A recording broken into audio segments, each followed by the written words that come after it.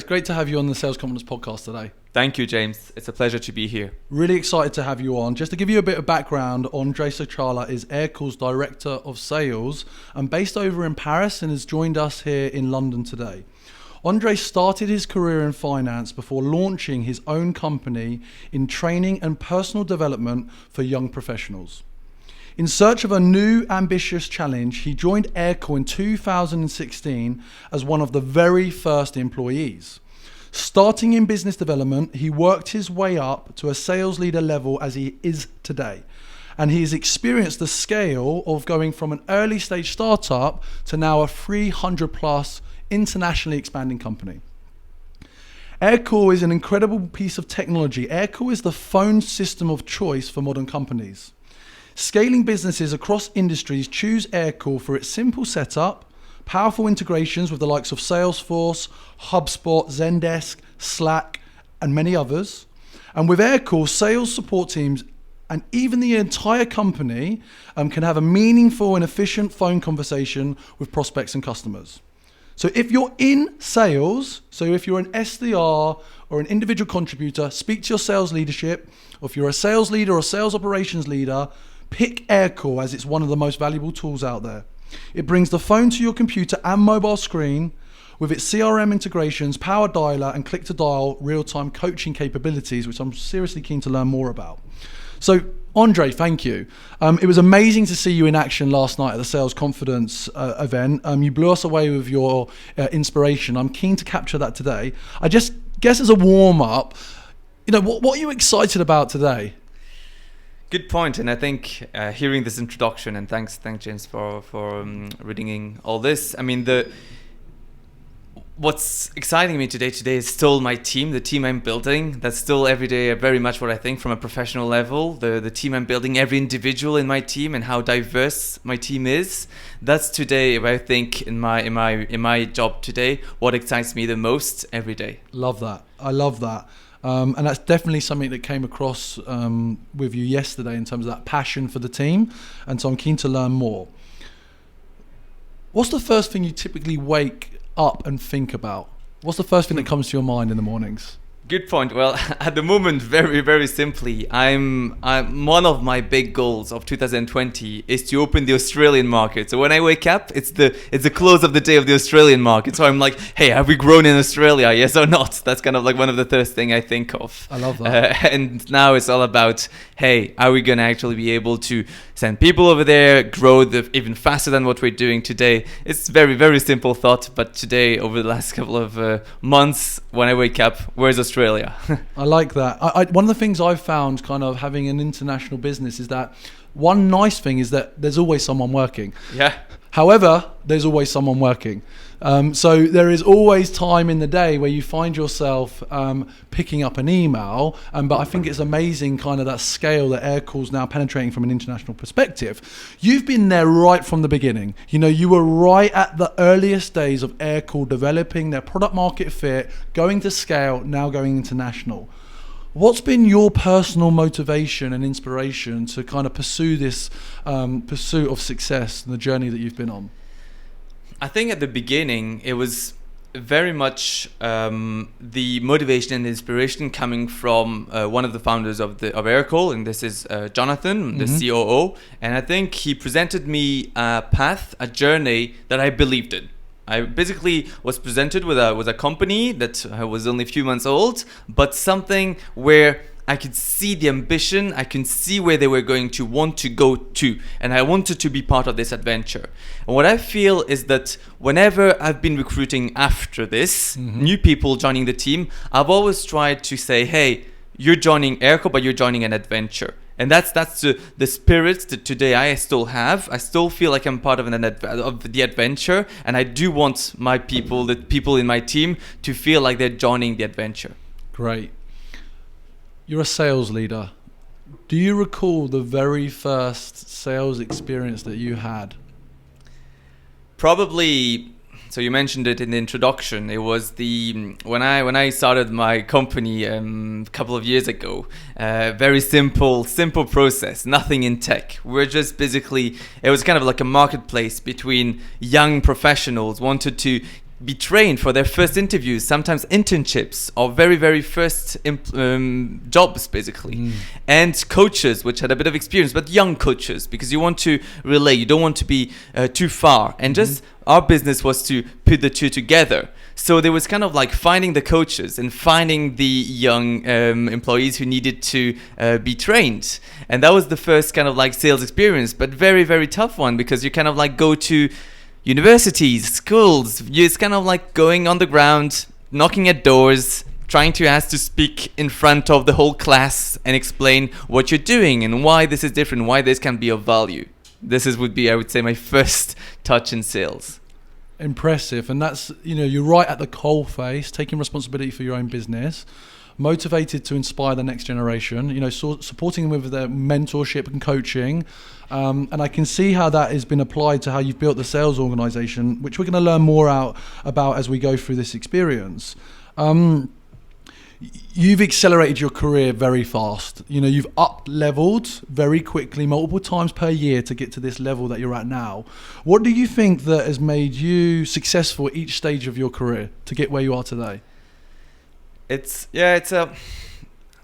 I do think that for me, hard work is one that you cannot go without. Agree. I've always believed in it. I'll never say it's enough. I'll never say this, but I've always been the kind of person who, when he has a challenge, when he is in an organization, I'm gonna be like, going the extra mile every time. If I need to stay and finish some stuff that nobody even asked me to finish for the day, I'll do it, because I feel like this will add value. I feel like this will create more responsibilities in the future. So it's true, hard work has always been a value in which I've always believed very much. Amazing. Help us understand a little bit about the company that you represent. I mean, for those listeners that are unaware, what does Aircall do? What does it do? Yep. Aircall, quite simply, it's a phone system. Okay. But more importantly, it's a phone system which seamlessly integrates with all of the softwares that you use in your company. So mainly the CRMs and the help desk, of course, when we think of sales and support teams. And that's the beauty of having now not only a phone that allows you to be heard and speak. No, now you have a phone that actually brings value to each call. It will show information when you'll take the call. It will log information automatically for you in your CRM. This way, you're saving so much time. It's actually making the whole phone system a way smarter experience for the reps and the people in the company. Well, unusually, I don't usually do this, but we started using it, okay? Yep. And it had a major impact on our sales team. We've got a mixture of kind of younger SDRs, more experienced AEs, and then a sales leader building out that function. And one of the kind of key areas of value was the speed. We're very big on the phone at Sales Confidence, right? We drive business via the phone. We expect anyone that we engage, we hire, you're going to have a lot of phone conversations. And so for us to be able to access the technology on the go and capture the insights in those conversations has been super valuable. So, we're grateful. What are the fundamentals, though, of that DNA, the essence of kind of Aircall that makes it a special place to work? Two things. I would say for the very start, the ambition value has been one that has driven a lot of people at Aircall, including myself. So Aircall today recruits people who are very ambitious and that really drives the company. You can really see it today. There's many startups today in the ecosystem, whether it be in London, Paris, Berlin. Today, people who come at Aircall, they want the company to grow hyper-growth. The company has only known hypergrowth so far, and they want to continue growing hypergrowth. So that helps. The other aspect, which is key, and for me that's maybe one of the most important one when I think of Aircall, is how international Aircall has been from day one. Okay, the beauty is that from our headquarters, we managed to bring so many nationalities, and today I love to say that my team has probably 12 nationalities just in my team. Wow. That's crazy when you think about it. And that was also a key thing when we were asking today our employees, what do they feel? What do you feel is the DNA? International company came as one of the very, very first one, because then it's all about those languages that you hear all over the office space, and that's I think is really beautiful in the company. And I guess you hear more international language and conversation because everyone at Aircall is always on the phone.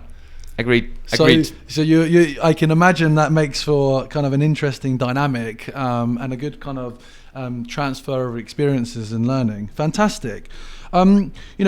We at Sales Confidence, we're really keen to understand the Aircall sales organization, the evolution that you've been, and I know that you've driven in that organization. You've been at Aircall since the beginning. How would you articulate that evolution within the sales organization at Aircall? I think we started when I joined, I was doing kind of like a bit of everything, like everybody was doing. You're doing sales, you're doing support, you're doing success, you're doing marketing, you're doing everything you can. And what we saw is that probably until we reached a good maybe 20, 30 employees, we were still doing a bit of everything. Then we started really organizing ourselves with SDRs and AEs to start with. That was kind of like outbound SDRs and AEs to start with. On the selling side, success team, individual also, and one person in marketing. How it grew is that we've always been quite lucky at Aircall in the sense that we've always had a lot of inbound coming in, a lot of inbound leads signing up on our website for us to start a free trial, and then those were immediately being taken care of by the AEs. So our outbound SDRs were really trying to hunt new companies who had never heard of Aircall. So we kind of like grew like this for a good couple of years until we realized, hey, we have actually so much inbound that we have to create a third team here in the sales organization. Mm-hmm. So we created the inbound SDR team. Interesting. And this has had a major impact today in the way we actually, how fast we actually react to all of our new trials, starting today, everyday trials with Aircall, and how qualified we're actually giving opportunities to the account executives. Yeah. So that was the kind of like move that we did when we more or less were 150, 200 employees. And today we're seeing the results of that inbound SDR team and how strategic this inbound SDR team has become. And I think it's a beautiful evolution for the team. Yeah. Amazing. Was there an inspiration for that? Honestly, it somehow started kind of making sense. Okay. We first, it was funny, we started with, I can remember even like a first intern who we recruited, and we never had interns usually in the sales team, and we gave him a position which was sales assistant. We didn't really know what it meant. It was like kind of like, hey, there's probably a lot of help here to provide to the team. And we realized that this intern actually, I think that's something very strong at Aircall, by taking a lot of responsibility, find this spot, created somehow this spot, and we all encouraged him to do it, which is be reactive with our inbound trials, really give them the fastest way to get outreach to them and speak to them, and then introduce them to an account executive if they want to and if they need to. So from there, maybe 2 years ago, then we started seeing like, hey, we could actually make a team out of this. Amazing. And I mean, you're passionate. You had a business that was focused on helping people get careers. So I love the fact that you mentioned internships. I think actually this is a missed opportunity for sales leaders and sales organizations, and particularly in the UK, because there are individuals that have the potential, probably a lot of energy to prove themselves and demonstrate ambition, and maybe they're being overlooked right now. So we didn't plan for this, but I would be interested to hear your view. Is there a particular way that you hire interns and what you look for in those individuals that join the sales organization specifically? Yeah, good point. I feel like today I'm definitely not the type of salesperson who wants robots. I want people who think. Yes. Because today I feel like the way sales is evolving, and I mean, we're in B2B, we're selling to companies, and we want our salespeople to understand how those companies that we're selling to are structured. And that's not easy when you think about it. From one industry to another, from one company to another, there's so many different structures. Sometimes you're used to your structure in your company. Yeah, we've got a team of SDR, a team of AEs, a team of success. yeah, but now this company that you're trying to sell to, they're not a tech company, they're not a SaaS company, they don't have SDRs, they don't have AEs. How do you understand? How do you actually really understand how the company is working? And you won't be able to actually sell efficiently if you haven't done this.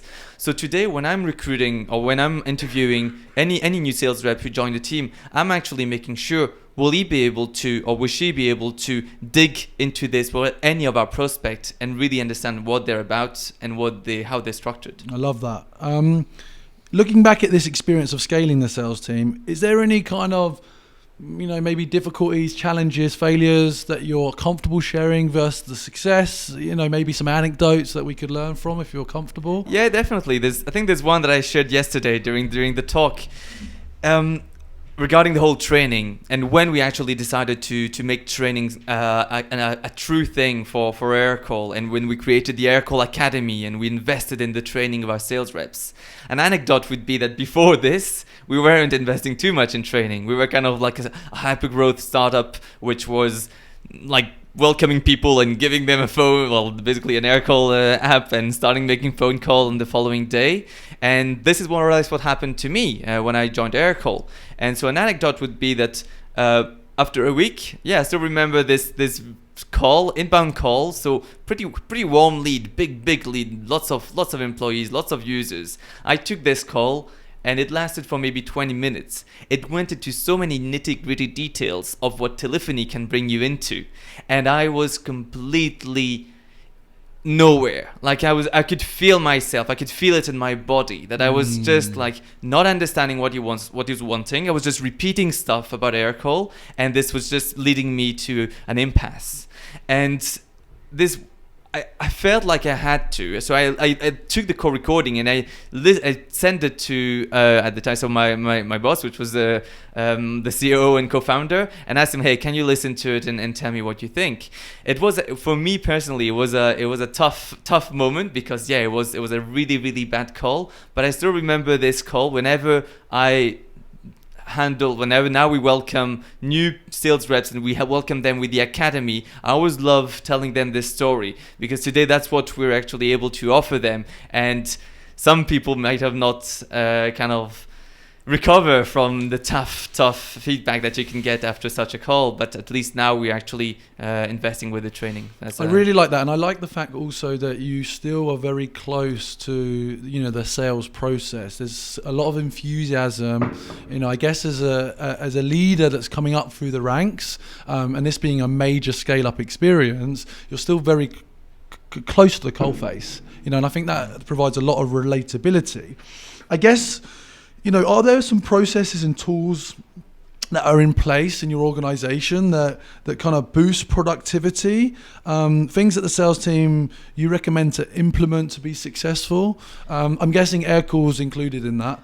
Of course, but even before dropping names, one thing that I invested myself a lot in the first years of Aircall was the sales ops. We didn't have a sales ops team like any startups that grows, and so I put a lot of time and effort in understanding our CRM and making it clear. And from this end, I feel like, even without talking about tools, already thinking of your CRM and making it seamless so that the experience, avoiding having your reps entering data 2 times for the same stuff, making sure that the information flows from one team to another, understanding what info gets taken from your backend or what is not yet taken. I feel like already this was a major exercise to do to make the whole team work better. And today it's true. I mean, what you're saying, I still try and stay very close to how the team is today working. Because I remember it was me just a couple of years ago on the same CRM, and I remember the pain sometimes of having this that didn't make sense and feeling like, why am I doing this? Why am I being asked to do this? So always keeping an eye of the CRM and how this is integrated with the other tools. Okay, of course, Aircall as the phone system, but that's a major one. I love that. What's amazing right now, you mentioned already about scaling internationally. Yep. And I guess that's quite difficult because, you've got distributed sales teams, you've got different languages, you've got different territories, different markets. How do you ensure that there's kind of some cohesiveness and collaboration between those international teams? Well, for a start, English is the language at Aircall. So basically, we can recruit a German person, a Nordics person, an Australian person. Like in any case, a Spanish person. Everybody will speak English, and we make sure that basically, even for our recruitments from the technical team, product team, we make sure they all speak perfect English, to be understood and to be able to share whatever experience they have with the other employees. So this is always has been something that we've made sure within our company that everybody can speak great English. Okay, then from international expansion, what's always been tough is that we wanted to keep a strong headquarter. We wanted the information to be very quickly accessible, and we wanted nevertheless to be very local. So we decided a couple of years ago, to have as many natives come to the headquarter for Aircall and sell from there. This way they'll have much better access to the information, but manage our international expansion from one headquarter. As much as possible, if they want to travel, they can travel. Whenever they need to take a Eurostar, a flight to wherever, they can. And that's been, I would say today, a kind of a successful journey so far, where we've seen that, we've grown like today the German market, the UK market, the French market, the Spanish market as fast without having basically an office, a headquarter in each country. I love that. It's been really interesting to hear about the sales organization, the sales experience. I'm just keen as we kind of come to the close of this conversation, learn a bit more about you, Andreï, in terms of where you get your confidence from, to get up on stage, to build a international business expansion. Where does the confidence come from in you? I've always been a strong believer that for me, confidence comes from recognition, from little pieces of recognition that you've actually got all over your life, basically. In your professional life, of course, from exchanges with your manager, of course, but with other colleagues sometimes. The little marks of recognition. And for me, that's, in the professional world, that's something that today a lot of companies are missing sometimes. Lack of time. I'm not saying that people are not recognizing the work of other people, but sometimes they're not actually expressing recognition to their peers. Yeah. And this for me has always been a major thing. Like I've always kind of like every mark of recognition I heard from every time I was helping somebody on any project, that's always has boosted me in terms of confidence to say, hey, wow, that seems like it really made a difference here. That brings me confidence. So I'm a strong believer today in like, of course, in the outside of professional world, recognition is also super important. You've got your family, you've got your friends, you've got your girlfriend, and this also is super important. But in the professional world, I feel like sometimes people are forgetting about showing their recognition, expressing their recognition to their employees, and that's major because this is actually what fuels confidence. That's great, and thank you for sharing that. On this journey, and I imagine this might be more applicable to your experience as a founder, but has there been some difficulties, just some hardships that you've had to kind of overcome that surprised you, or, you're glad that you had that experience because actually it shaped you as a leader today? The